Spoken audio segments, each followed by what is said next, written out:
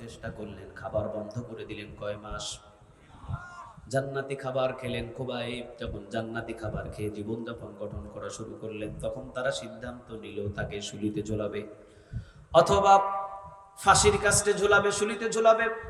যেভাবে কষ্ট দিয়ে দিয়ে তাকে দুনিয়া থেকে শেষ করে দেওয়া হবে। খুবাইব রাদিয়াল্লাহু তাআলা আনহুর কাছে এইরকম চিঠি দেওয়া হলো, খুবাইব রে, আগামীকাল তোমাকে শুলিতে ঝোলানো হবে। এখন তোমার সিদ্ধান্তটা জানাও। যদি তুমি বাঁচতে চাও তাহলে আমাদের দলভুক্ত হও, আর যদি বাঁচতে না চাও, তুমি যদি তোমার কালিমার উপরে অটল থাকো, আগামীকালকে কিন্তু তোমাকে দুনিয়া থেকে শেষ করে দেওয়া হবে।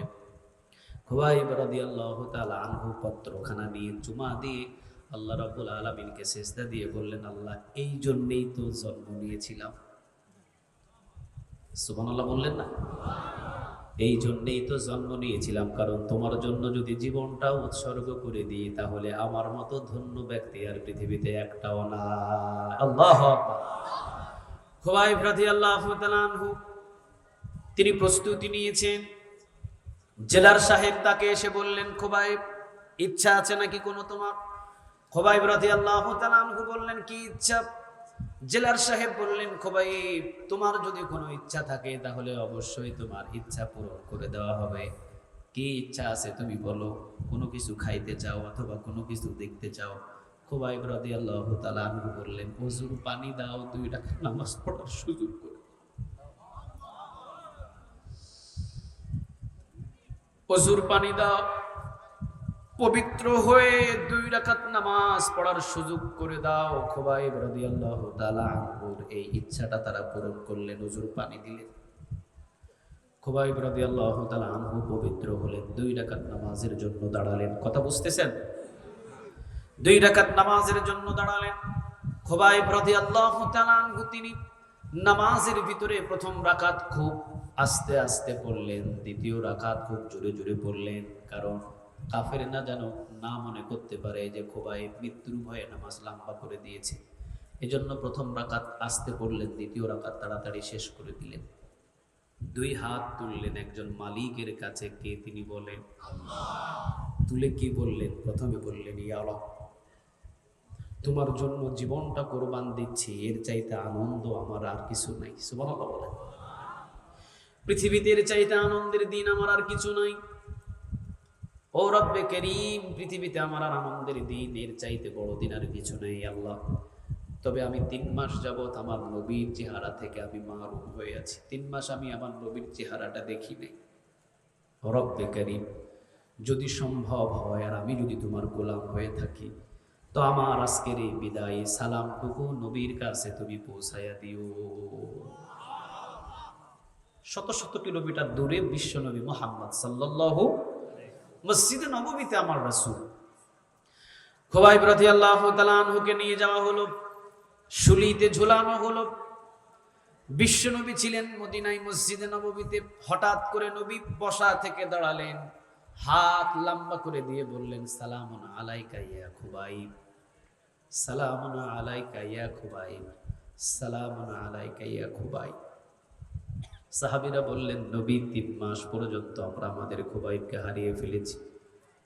3 মাস পর্যন্ত আমরা আমাদের খুবাইবকে পাই নাই। নবী বললেন, আর কোনোদিন পেতে হবে না, খুবাইব তো এখন জান্নাতের মেহমান হয়ে যাচ্ছে।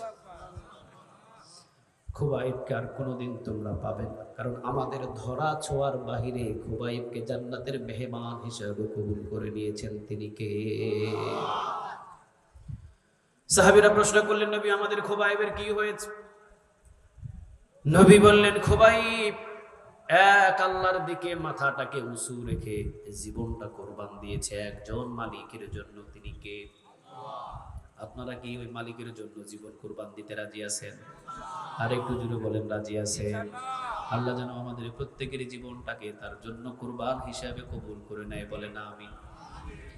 খুবাইব রাদিয়াল্লাহু তাআলা আনহু 2 রাকাত নামাজ পড়ে দোয়া করেছিলেন, রব্বে করিম, 3 মাস যাবত পর্যন্ত আমি খুবাইব বিশ্বনবীর চেহারা থেকে মাহরুম আছি, চেহারা দেখি নাই। আল্লাহ, দয়া এবং মায়া করে আমার এই সালামটুকু তুমি আমার নবীর কাছে পৌঁছায় দিও। আল্লাহ রাব্বুল আলামিন খুবাইবের সালামটা আমার কাছে পৌঁছায় দিয়েছে। খুবাইবের সালামটা আমার কাছে পৌঁছিয়ে দিয়েছে। এই জন্য আমি খুবাইবের সালামের সম্মানে বসা ছিলাম। বিশ্ব নবী বলেন আমি বসা ছিলাম। খুবাইবের শাহাদাতে আমি এত খুশি, খুবাইবের সালামটা আমি বসে বসে নিতে পারি নাই, দাঁড়ায়া দাঁড়ায়া খুবাইবের সালামটুকু আমি গ্রহণ করলাম। সুবহানাল্লাহ বলে। বিশ্বনবী এবার বলা শুরু করলেন, এই যে আমি দেখতে পাচ্ছি খুবাইবকে শুলিতে ঝুলানো হচ্ছে। বিশ্বনবীজি বলছেন এখান থেকে, এই যে আমি দেখতে পাচ্ছি খুবাইবকে শুলিতে ঝুলানো হয়েছে। খুবাইবের ডান হাতে কূপ দিলেন, খুবাইবের ডান হাত কেটে ছিটকে পড়লো। খুবাইবের বাম হাতে কূপ দিলেন, খুবাইবের বাম হাত কেটে ছিটকে পড়লো। খুবাইবের মুখের ভিতরে মুস্কি মুস্কি হাসি। খুবাইবের ডান পায়ে কূপ দিলেন, খুবাইবের ডান পা ছিটকে পড়লো। খুবাইবের বাম পায়ে কূপ দিলেন, খুবাইবের বাম পা ছিটকে পড়লো। দুইটা পা নাই, দুইটা হাত নাই, কিন্তু মুখের ভিতরে হাসি। সুবহানাল্লাহ বলেন। মুখের ভিতরে কি? আর একটু জুড়ে বলে। মুখের ভিতরে হাসি। বিশ্বনবী মদিনা থেকে বলছেন, আমার খুবাইবকে এই যে হাত কাটা হলো, এই যে পা কাটা হলো, এই যে আমার খুবাইবের মুখের ভিতরে হাসি উজ্জ্বল হয়েছে। হাত দুইটা কাটলেন, পা দুইটা কাটলেন। একজন কাফেরে বললেন, আরে খুবাইব, যদি তোর জায়গায় মুহাম্মাদকে পেতাম কতই না ভালো হতো। নাউজুবিল্লাহ বলবেন না? খুবাইবের যখন সামনে বললেন, খুবাইব তোর জায়গায় যদি মুহাম্মাদকে পেতাম বড় ভালো হতো। খুবাইবের হাত নাই, খুবাইবের পা নাই, কিন্তু মুখ আছে না নাই? মুখের ভিতরে থুতু নিয়ে কাফেরের দিকে থুতু নিক্ষেপ করে বললেন, কাফের সাবধান হয়ে যা, যদি আজকেও আমার হাত নাই, আজকে আমার পা নাই, মুখের ভিতরে থুতু দিয়ে নিক্ষেপ করে তোকে বোঝায়া দিলাম, আমার নবীকে যদি আমার সামনে কেউ কোনো কিছু বলে, খুবাইবের হাত এবং পা যদি থাকতো, আল্লাহি আল্লাহর কসম তাকে দুনিয়াতে কখনো আস্ত থাকতে দিতাম না। আল্লাহু আকবার। মুসলমান জাগতে হবে, মুসলমান সজাগ হতে হবে। বাংলার জমিনের ভিতরে আমার রাসূলকে ছাগল মুহাম্মদ বলা হয়, বাংলার জমিনের ভিতরে আমার রাসূলকে বিড়াল মুহাম্মদ বলা হয়। তাদের বিচার এই বাংলার জমিনে হয় নাই। আমাদের আমাদের একজন ভাই হানজালা এমপি হয়েছেন, তিনি সংসদের ভিতরে বলেছেন, আমার রাসূলকে নিয়ে যদি বাজে কোনো মন্তব্য করে তার জন্য বাংলার জমিনের ভিতরে মৃত্যুদণ্ড দেওয়া হয়।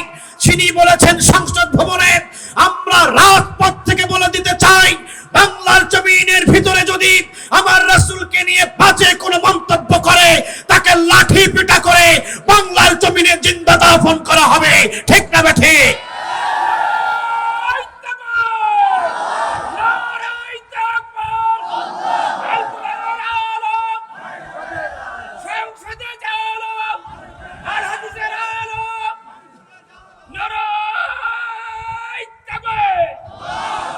আল্লাহ তুমি কবুল করো।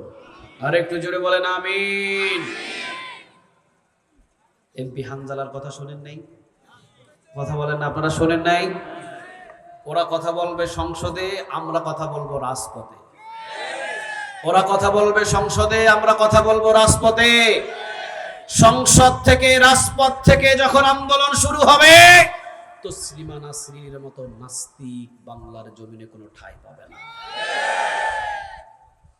তসলিমা নাসরিন তো পালানোর সুযোগ পাইছে, আগামীর দিনে নতুন কোনো নাস্তিক পালানোর সুযোগ দেওয়া হবে না। জুড়ে বলেন, পালানোর কোনো সুযোগ দেওয়া হবে?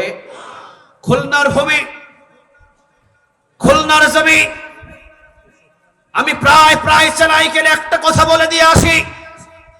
নাস্তিকেরা ওই ঢাকা শহরের ভিতরে কথা বলে, নাস্তিকেরা ইসলামের বিরুদ্ধে এসি রুমের ভিতরে কথা বলে, নাস্তিকেরা টিভি টকশোর ভিতরে কোরআনের বিরুদ্ধে কথা বলে, নাস্তিকেরা সাহাবীদের বিরুদ্ধে ওই টিভি টকশোর ভিতরে কথা বলে।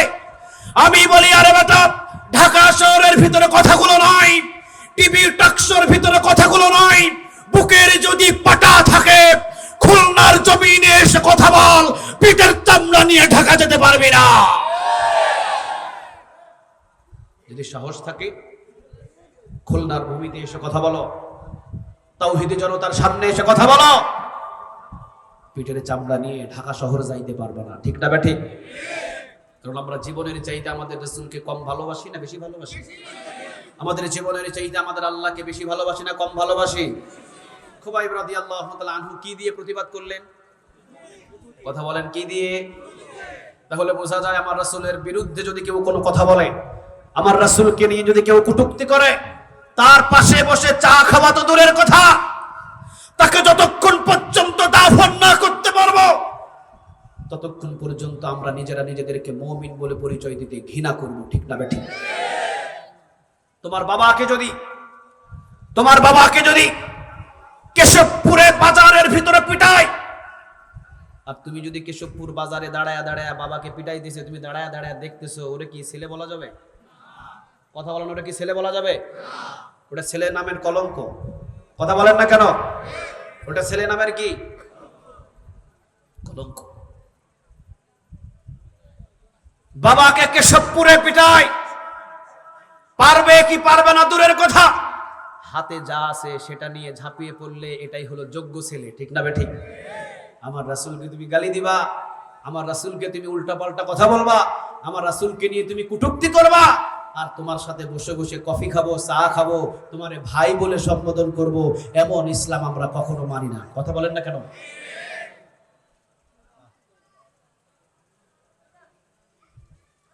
এক বাবার 4 ছেলে। কয় ছেলে? কথা বলেন না কেন? কয় ছেলে? বাবারে ধরে ধরে কেশবপুর বাজারে পিটাইতেছে।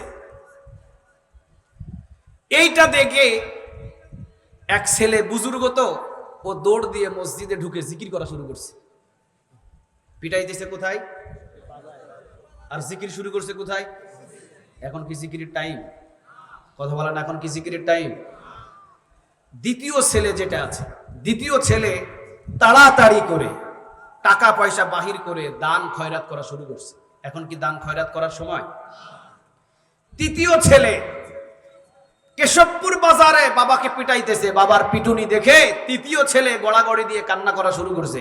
এখন কি গড়াগড়ি দিয়ে কান্না করার সময়? কথা বলে না।